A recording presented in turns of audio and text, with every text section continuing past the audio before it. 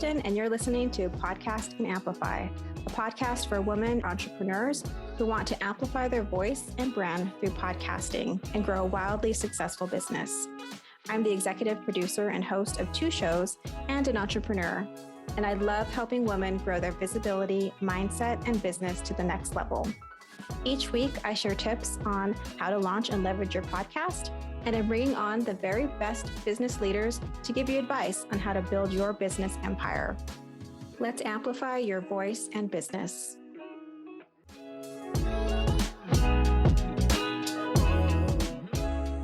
Hey there, listeners. Welcome back to the show. I'm Kristen, your host, and today I have on Yvonne Chung. She is a dream architect, human design guide, and certified empowerment coach.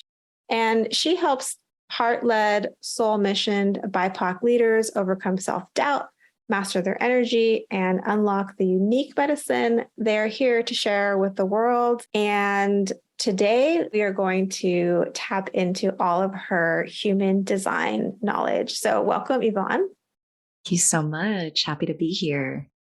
So I thought we would start off by just diving into what is human design. I know this is a big subject and it could take probably hours to talk about and dive into, but we're going to give sort of a high level version and we'll dive into a few of the types here and we'll get into it a little bit, but just kind of, I wanted to give listeners an exposure to what human design is and how it can help them in their business. Yeah. So human design is a system of self-knowledge and self-understanding. I really look at it as a system for radical self-acceptance, but really what it is, it's like getting the operating manual for your energy. It's getting an operating manual or like a blueprint for understanding your energetic anatomy. And the benefits of understanding your human design really come from the fact that when you understand your energetic anatomy and understand these kind of tools and strategies that are offered by understanding your human design, it really helps you unlock ease in life. It helps you minimize friction and find your path of least resistance so that you're not like fighting and swimming upstream and fighting against your natural current, but you learn to really just let go and flow with your natural river, if that makes sense. Yeah, it does make a lot of sense. So I've had a few coaches do my chart and, read to me what it means.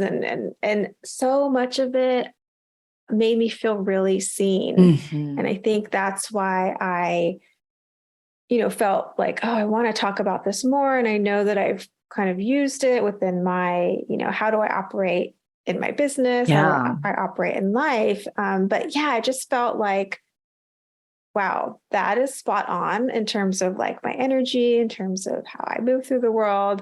Can you tell us a little bit of its origin story? Yeah. So the human design system was actually channeled in, I believe, like 7 or 8 days by a man who calls himself Ra Uru Hu.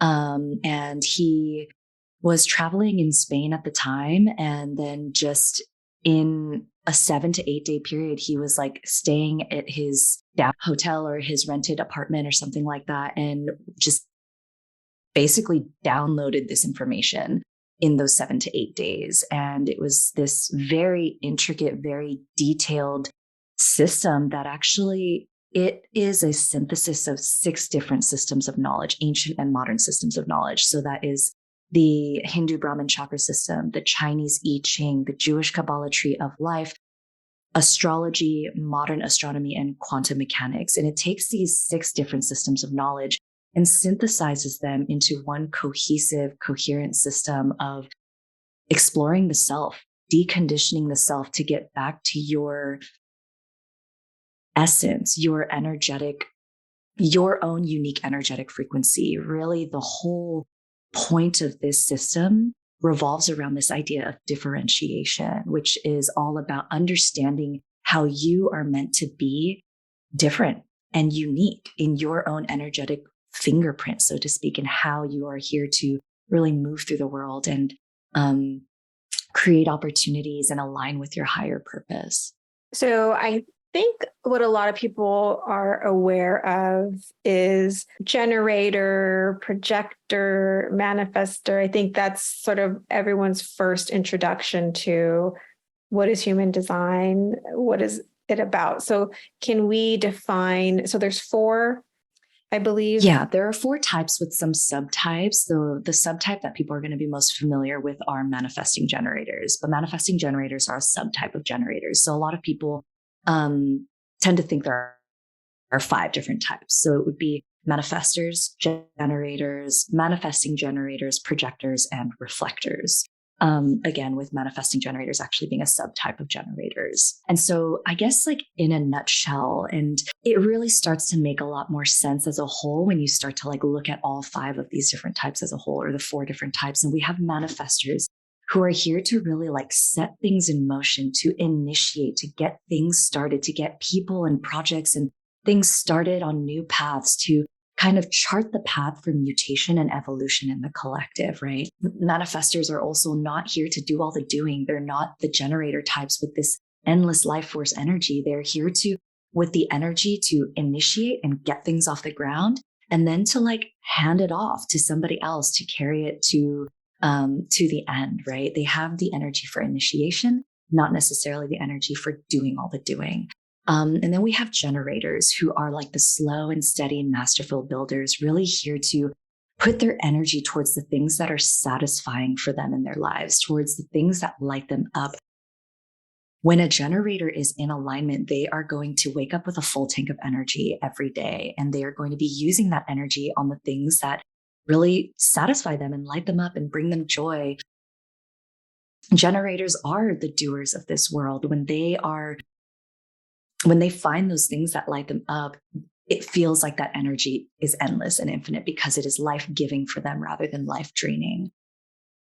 Manifesting generators are a subtype of generators. So they are a generator at the core, but with manifestor qualities. And where a generator may be like the slow and steady builder, the marathon runner, a manifesting generator is like the quantum leaper, like the sprinter. They're really adept at finding shortcuts through things that other people wouldn't quite see. They're really good at like kind of skipping steps to find the fastest path to mastery, right? So a lot of times people will see manifesting, they'll be working on something for like 6 months and a manifesting generator comes around and masters it in 3 months. And they're like, what the hell? But it really is just kind of how they're designed. They're really designed to master things quickly and then move on to the next thing. These are like the creative powerhouses of the world that tend to have like 12 different hobbies on rotation at any given moment. But really, manifesting generators are here to not follow the conventional path and kind of do things their way to birth something like totally new and different in this world. And then we have the projectors, and projectors are here as like the seers, the quiet leaders and the guides. They are here to sense and guide the other. And so they have this ability to deeply focus in on a person's energy and understand how that energy can best be used. And really, projectors are here to guide people and or systems toward greater efficiency and best uses of their energy. Projectors make great managers or like coaches, just being in, or engineers, being in positions where they see ways where like things can be more efficient and where they can guide other people in their uses of their energy. Projectors are also not here to do all the doing. They are kind of here to see how things can be done and to kind of delegate and guide other people to making things more efficient. Projectors also have what is called like a penetrative and focused aura, which is designed to really penetrate into somebody else's energetic field so that they can absorb the information that is really needed to effectively guide the other. And then we have reflectors who are here as kind of like the wise evaluators in our society. They're here to kind of come into a space or a community and gauge whether or not that community, that organization, that space is operating in a healthy way or not. And they will be these kind of mirrors reflecting to us the health or the detriment of that community, that society, that organization, or that environment. And they are also here to not do all the doing. They're here to be kind of that wise, the wisdom keeper, so to speak. Reflectors, they have no centers defined. So they're like really taking in and sampling and reflecting back the energy of their environment. very highly sensitive people, and very like, what do they call it? Mutable, very changeable. They're going to change a lot based on the environment and the people that they're with. And this is designed in a way because they're meant to reflect it back to us so that we can see what needs to change and what is going well and what isn't going well. So if you look at this in a zoomed out way, it's like, manifestors are the spearheads. They like chart the paths for newness in this world. Generators and manifesting generators are responding to the ripples that are sent out into the field by all of these manifestor types. And they're responding and waiting for things to show up to say, yes, I want to commit my energy to this, or no, I'm not going to commit my energy to this. And they're going to build and broaden on those things that give them life. Projectors are here kind of looking at everything and saying, you're good at this. You should go in that direction and put your energy there. Like, oh, you don't seem happy doing this. Maybe we should put you somewhere else. And they're like the stoplights kind of guiding the traffic. And then reflectors are over here coming in with their clipboard, so to speak. It's like, things seem to be going really well over here. Or like, oh, no. This is not a good situation. We need to make some changes here. And so when you look at it as this kind of like whole, you start to see, that every person, every different type has a very specific kind of role to play in the collective, right? Yeah. In a nutshell, those are the different types of the human design system. Yeah. Thank you for defining each type. I know it's a lot to go over.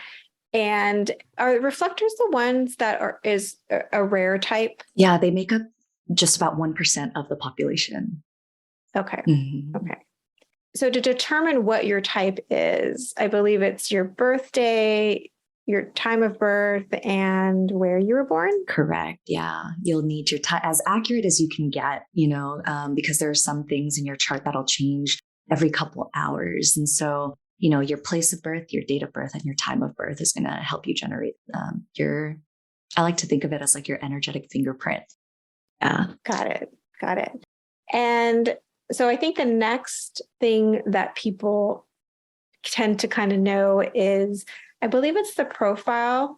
So like I'm a 6'2", mm-hmm. I'm a generator, but those two things I feel like are pretty like high level things that people kind of understand or they've have a familiarity with or they've heard about. What is the profile? Can we talk about that? Yeah. So if your type is like your vehicle, it's like the car you drive. It's going to tell you about the nature of your energy and your mechanics of your aura and how your aura and your energy are interacting and behaving with the world around you, how it's going to tell you like the best uses of your energy, right? And how to magnetize correct opportunities and things that are in alignment. So if your type is like the car you're driving, it's like your vehicle, your profile is going to be more like the costume you wear. It's going to be more akin to your personality. And I like to think of it as like, this is the energy with which you go about enacting your design or your type. That I feel like is the best way that I could describe it.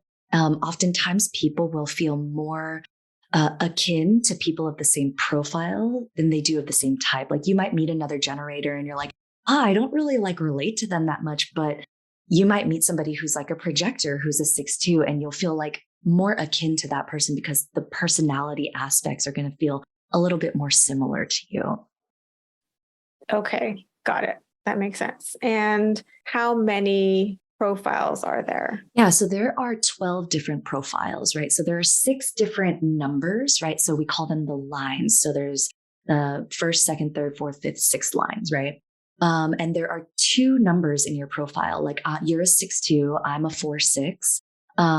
And so based on like the number of different combinations that are present in the profile system, there are 12 different combinations in the profile system. And if you want to get a little bit more detailed about this, the number that you see there, like the 6'2", that fractionated number, the number on the first number, the number on the left is going to be a part of your profile that you, or your personality, so that you're a bit more consciously aware of in yourself.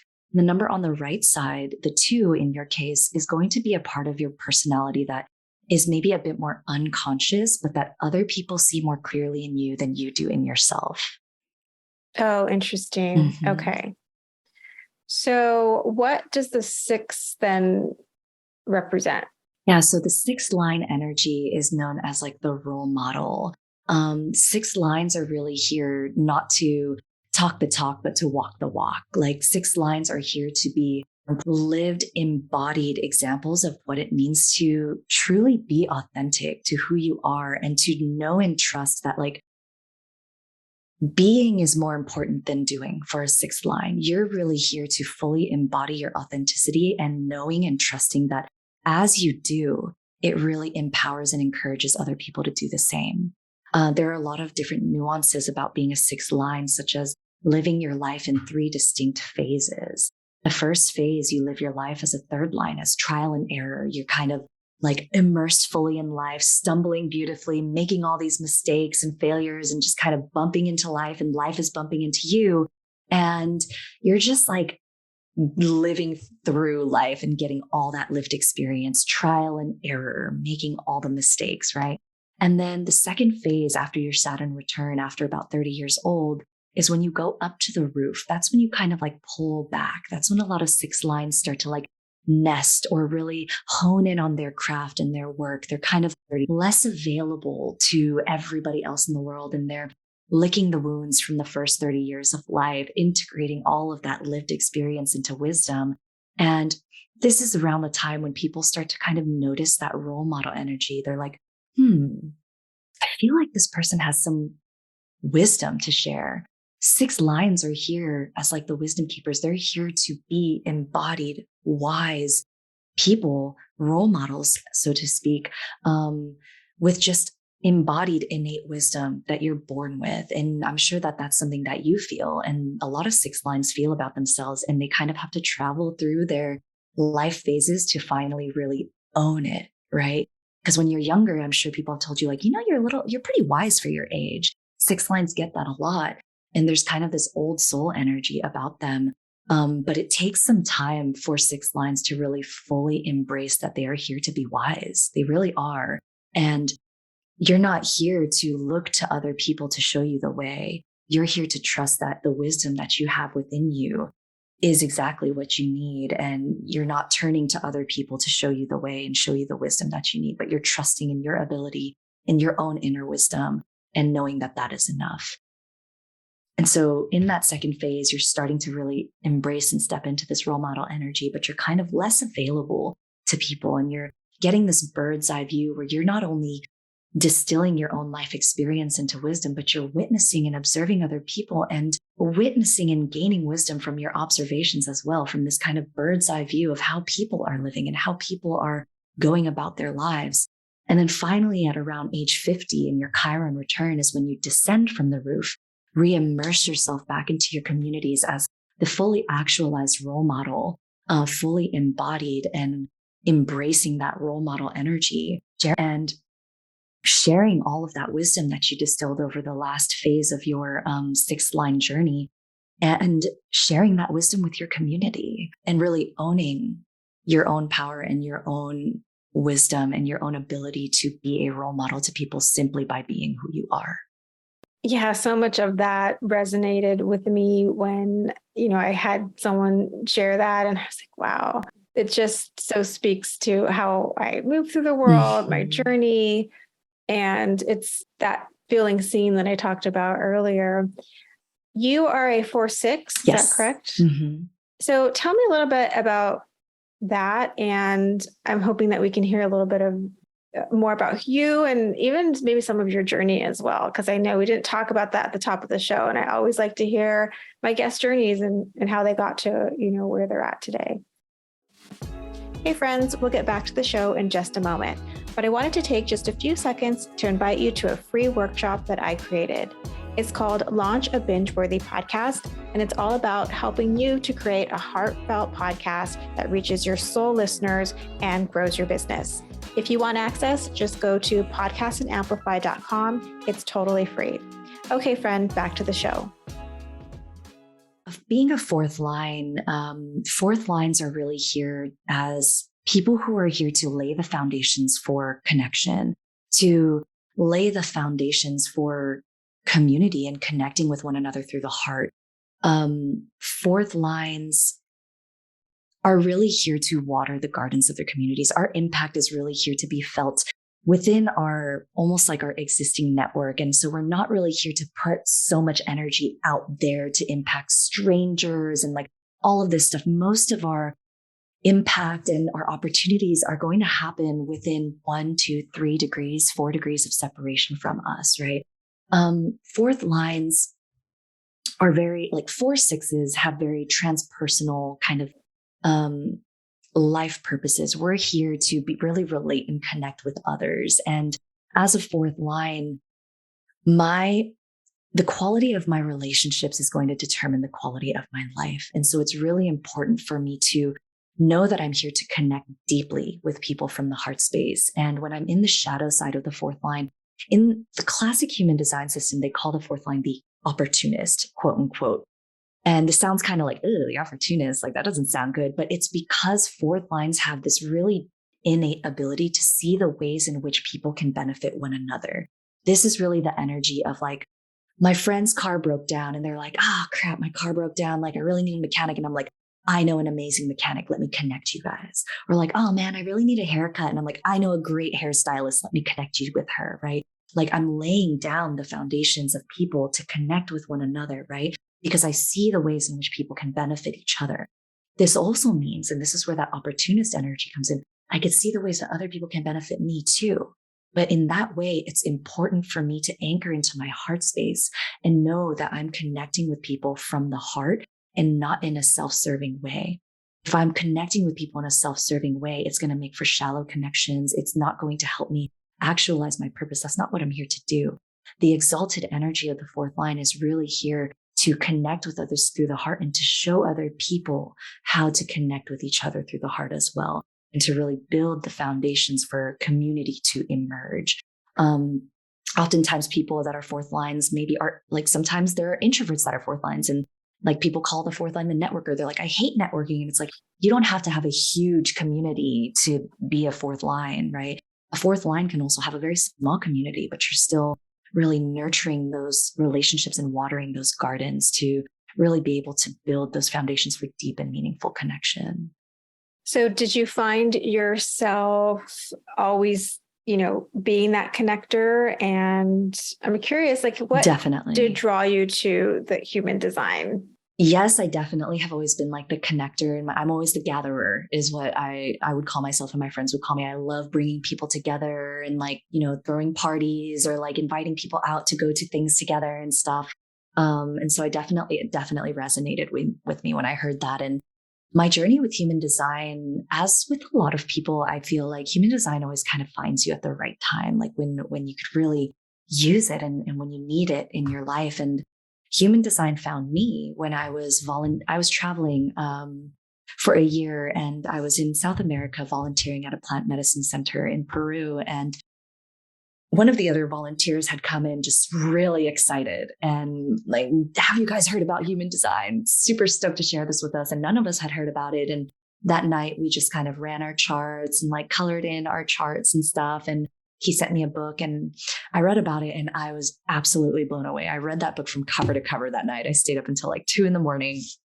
and I was just like, holy shit. Like, I just like you, I was like, I've never felt so seen by any other system in my life. And that's what, like, I read people's human design charts, and that's always what they say. Like, I feel so affirmed. I feel so seen. And I always tell people, you're never going to really hear anything you didn't already deeply know about yourself. It really feels like kind of a lifting of the veil and getting this clairvoyant sight into like the energetic anatomy of this person, and simply sharing that with them. People feel so affirmed to be exactly who they are.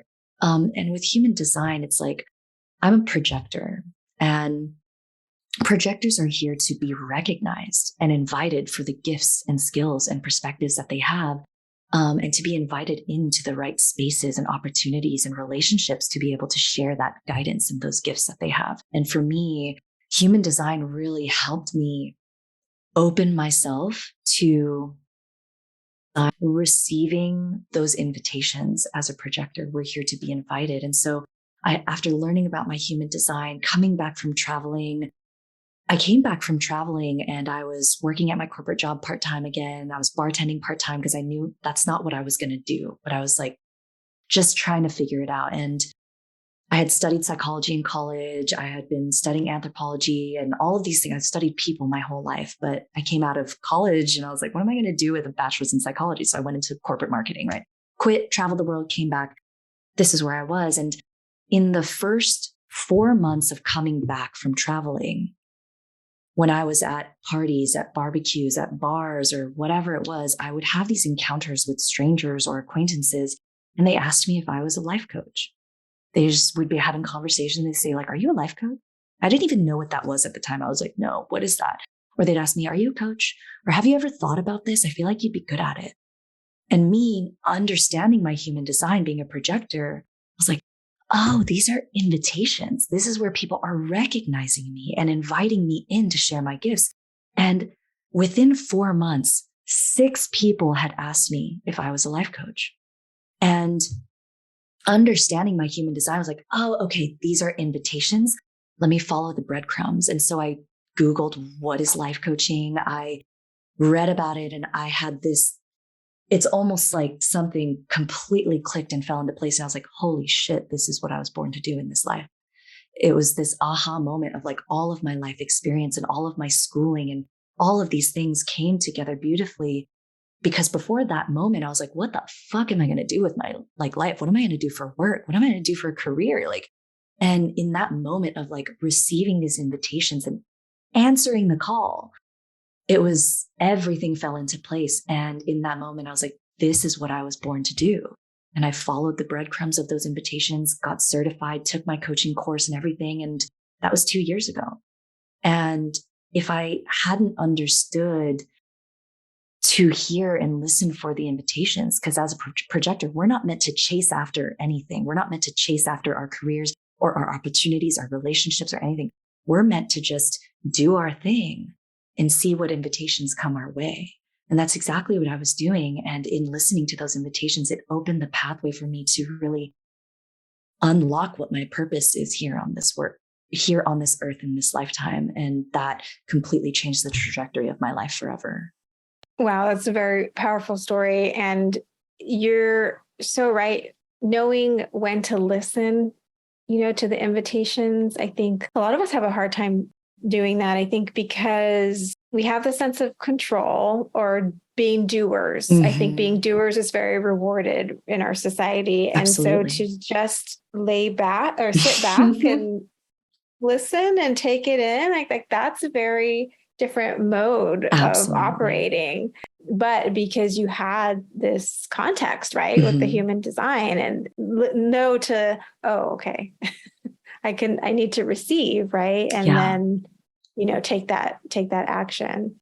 Absolutely. And we are so deeply conditioned to go, go, go. I mean, it's capitalism, right? We're here to produce, hyper productive society. And to go get it, go chase it, get after your dreams, da, da, da, da, da. But really only 9% of the population is really here to initiate and make things happen. And those are manifestors. But generators, even you guys are not here to chase it and initiate and make it happen. You're here not to necessarily wait for the invitation like projectors, where they're recognizing your value and calling you in. But generators are here to wait to respond, to see what lights them up and then say, yeah, I want to put my energy there. Or no, I don't want to put my energy there. You're here to see what shows up in your field and then commit your energy to it, or don't commit your energy to it, because you guys generate this life force energy that is here to be applied to the things that are satisfying and light you up. And generators, you guys are magnetic by nature. There's nothing you need to chase. Everything in this world is looking for generator types to help carry out these visions and build on them and broaden them, right? And so human design is really this practice in trusting and surrendering to the mechanics of your design and deconditioning all the ways that you've been taught to work against it, taught to chase. When we're chasing as projectors and generators, we're just going to meet friction and resistance. We're swimming upstream, and then we're going to get bitter or frustrated or why is this just not working out? And with generators, all my generator clients, we work on deconditioning, clearing the space off their plate trusting in their magnetism and waiting to see what shows up. And boom, within 3 to 4 weeks, super aligned opportunities show up at their door. And they're like, why have I been chasing this whole time? Like, I wish I just knew to like hang back, do the things that bring me joy, that increases my magnetism, and aligned as fuck opportunities just show up on my doorstep. And it's wild. I see it over and over and over, but it does take a huge amount of like unlearning the desire to create outcomes and control, and just surrendering and trusting in your own magnetism, trusting that like you are, as a generator, magnetic by nature, and those opportunities are already on their way. And can you like really kick back and shut out the noise of the monkey mind that's like, no, you got to do something. You better be doing this. You're not being productive, and just trust, because you guys as generators are not here to put your energy into all the things and spread yourself super thin. Then you burn out. When you're putting your energy into shit that's not satisfying, that's a fast track to burnout. You as generators are really here to put your energy into very specific things that make you feel in alignment and like lit up and that give you life. That is your purpose, generally speaking, is putting your energy into those things that are life-giving, right? Yeah. And it is a very big challenge to sit back and let things come to you. I can attest to that. But it is about like, I had an interview one time for this company and I didn't really want to work there, but I had this interview with this woman and I think I told her, this is a corporate job. And I was like, yeah, I don't really like to do things that I don't fully believe in or something like that. And I think in the corporate context, she took that to mean like, I'm not a hard worker or I don't show up. And that wasn't what I meant, but I didn't know at the time what I did mean. It was something I said, but I wasn't fully articulating it. And now I'm like, oh, that's what you meant. Like, if you're not lit up by it, it's draining, right? It's frustrating, right? And you don't create the best outcome, right? Because you're coming from this weird energy that's just not the right fit. Absolutely. Yeah. And we are so conditioned to like just grit our teeth and push through, and like there are 8 billion people in this world. There is somebody out there that is lit up by the thing that drains you. Like we are not meant to do it all. That is a fucking waste of our energy and potential. Like we are meant to do those things that are specific to our skills, our strengths, our energetic anatomy, and all these things. It's very unique and special and different. And that's good. That's okay, because that means when you find those things that like feel in alignment, like you said, you're going to do the best work.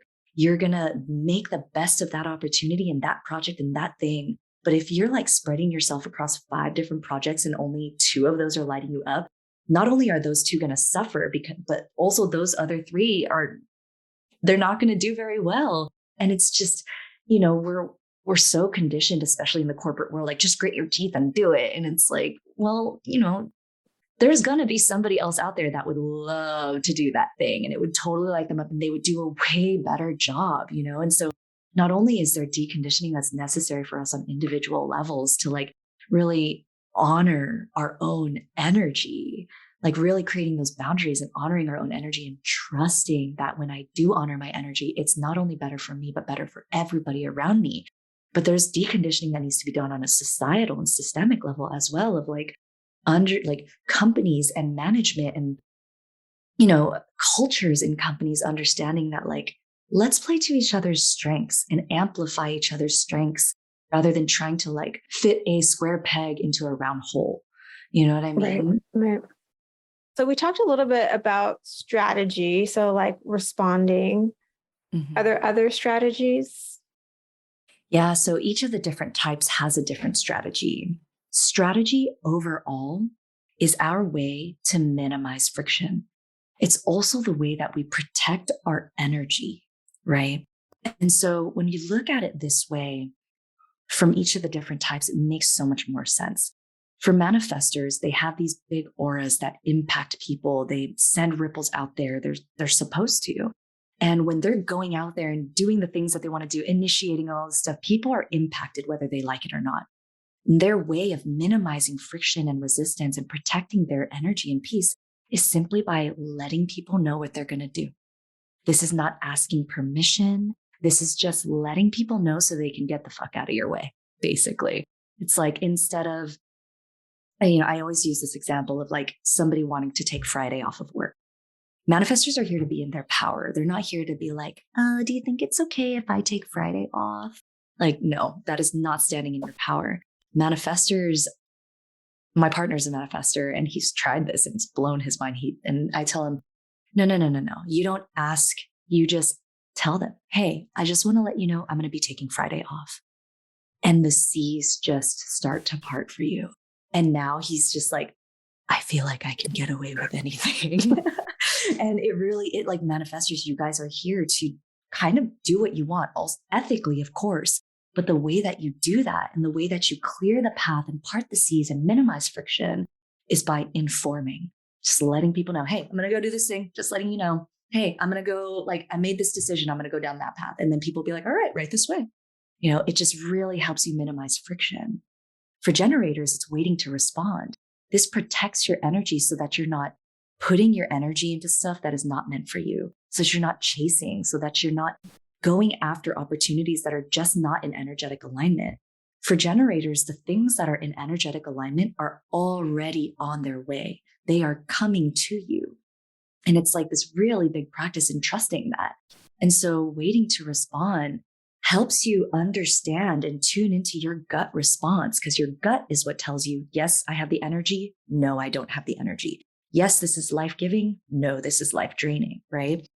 And when you're running around chasing something, you're not giving your gut the opportunity to respond to that thing because it hasn't shown up in your field yet. You're running around chasing it. And so when you sit and you wait and you are doing the things that light you up, increasing your magnetism, the things are magnetizing to you. They show up on your doorstep and you're like, what does my gut say? Is this life-giving or life-draining? And this helps you minimize friction, because when you're chasing, you're going to meet friction. You're going to meet resistance. You're going to get frustrated because it's like, this thing is probably not in alignment anyway. And then you're wasting your energy chasing when you could be saving that energy and using all of it towards this thing that is super in alignment that shows up in your field, right?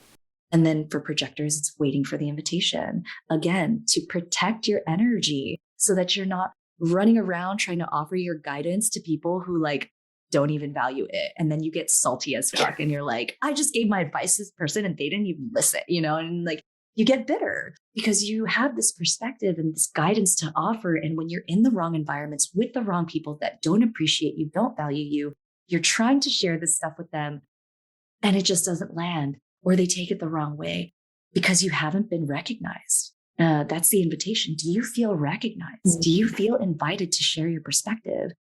Projectors have very limited amounts of energy. They're not here to like just run around trying to feed everybody. You're here to just set your table, shine your light, do your thing, and see who comes to sit down. See who's like, hey, you have something of value here. Like I really appreciate your perspective and your insight. Then those are your people. That's the invitation. And that's where your energy is meant to go, because projectors, you're not here for everybody. You're not here to try to guide everybody. You're here for very specific people. And those people are the ones that recognize the value that you have to offer. And so you're not here to waste your energy just trying to like hand out free candy. You know what I'm saying? And so like, yeah, your strategy is really here to protect your energy and minimize friction and resistance along the way. And then lastly, for reflectors, your strategy is to wait a lunar cycle, just like have patience, move slowly, allow yourself to feel through and sample all of the different energies coming through to you before you reach a sense of like clarity and inner knowing. And discernment is really huge for reflectors. Like you're here to taste and sample all of the different things and come to a place of discernment and clarity of understanding like what is correct and what is not correct, and to offer wisdom from that place of discernment and clarity. Yeah, those are all, it's just, of course, this is a generator. I'm like, oh, yes, that's me. That speaks to me. And so I'm hoping that listeners at least maybe you can do your chart online, right? There's plenty of resources, and maybe before they listen to this episode, and then come and, have that in mind and what comes up in your chart, and then are able to listen to this and get some more nuanced explanation around what do these things mean? What is your type? What's your strategy, your profile? This has been really helpful. And I have a signature question that I'm bringing into this season. And you kind of touched on it earlier, but what is your superpower? My superpower. My superpower is in deeply seeing your blind spots and your growth potential and helping you to see them, pinpointing where you are holding yourself back, the stories, the patterns, the cycles, the fears of failure, and all of these things, and really helping you bring those cycles and patterns to a close so that you can maximize your growth potential. And I translate this superpower in the work that I do because I work with soul mission leaders, people who have big dreams of having impact in this life. And they know that they're meant for more. They know that they want to help others. They want to serve people in this world, but they have a lot of things standing in the way, holding them back from actually taking the steps to actualize those dreams and actualize that potential. And that's why people come to work with me, because they're like, I know that I want to do this, but I'm fucking terrified. Or I know that I want to do this, and yet the self-limiting beliefs and negative self-talk are standing in my way. And a lot of times people come to me and they're like, I don't know exactly what I want to do, but I know it's not this. And I know I want to help people in some way. And I help them activate their superpowers and understand through positive psychology and human design how to harness their own superpowers, but do it in a way that's energetically sustainable and easeful for them. And interestingly enough, this is all reflected in my own human design. When we go deeper into my gates, my conscious sun, my conscious earth, it's all about helping people overcome their fears of failure, bringing unhealthy patterns and cycles to conclusion in order to maximize their growth potential. It's literally my conscious sun and conscious earth energy. And so when you go into deeper layers of your human design, it can really help you identify and unpack the ways in which you are here to serve this world, the medicine you're here to share, and the ways in which your energetic anatomy can really support and be of service to the whole. It is absolutely mind-blowing. Yeah. And you give a great reminder that this is just sort of the tip of the iceberg. I just wanted to give some general explanation and overview, and, let people know that there's more. You can definitely go deeper. You can reach out to Yvonne if that's something that you're interested in doing, but at least I wanted to share some knowledge around it and some experiences. So I want to make sure that people know how to get in touch with you, how to connect with you. Yeah. So most of what I do right now is on Instagram. I'm still building a website, me being a projector, slow and steady. And so you can find me on Instagram at YVNCHNG, Yvonne Chung, without any of the vowels. And that's where you can find me. That's where you can go and click the link in my bio to check out the human design masterclasses that I have. I have the human design masterclasses by type. You can also go on there and book a reading or a coaching session with me, or even just connect and follow along my journey. Yeah. And I mean, imagine knowing your type and then having a full masterclass on it. I mean, sounds amazing. So thank you so much for being here and sharing all that you know about human design. Thank you so much. It's been a pleasure. Thanks for listening to this episode of Podcast and Amplify. If you love the show, make sure to subscribe so you don't miss an episode. And the best way to support this show is by sharing, rating, and reviewing the podcast. For those of you who leave a review, you'll get the chance to win a 30-minute strategy session or a mini audit of your existing podcast. Thanks for listening, and remember, your voice and what you have to offer is needed in the world. Until next week, take care.